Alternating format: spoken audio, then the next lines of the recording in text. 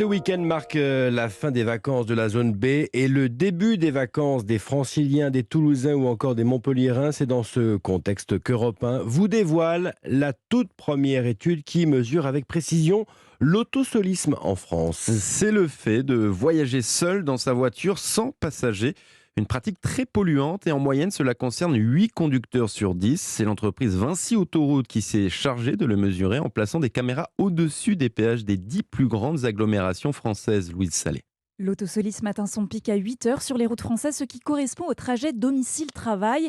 Amélia Rung est directrice du développement chez Vinci Autoroute. Par exemple, la métropole de Nantes, où on a pu regarder 2 axes, et c'est à peu près pareil sur Toulouse également. Plus vous avez un trajet important et long, et plus vous faites l'effort de covoiturer. Si votre trajet est court, finalement, c'est plus pratique de prendre votre voiture et vous le faites en solo. La solution pour diminuer l'autosolisme, c'est le covoiturage en aménageant par exemple des parkings à l'entrée des autoroutes. C'est des personnes qui se donnent rendez-vous sur ce parking de covoiturage, laissent une voiture et repartent qu'avec une. Une deuxième piste, c'est de faire des voies réservées au covoiturage, qui peuvent être aussi utiles pour le transport en commun. Idéalement aussi, c'est de pouvoir faire du report modal, c'est-à-dire de faire des parkings de covoiturage qui sont connectés au transport en commun, comme Longvilliers, où vous avez un réseau de bus qui passe et qui peuvent prendre du monde et aller sur Massy assez rapidement et assez facilement. Les entreprises ont également un rôle à jouer en incitant leurs salariés à se rendre au boulot à plusieurs entre collègues et en facilitant cette organisation.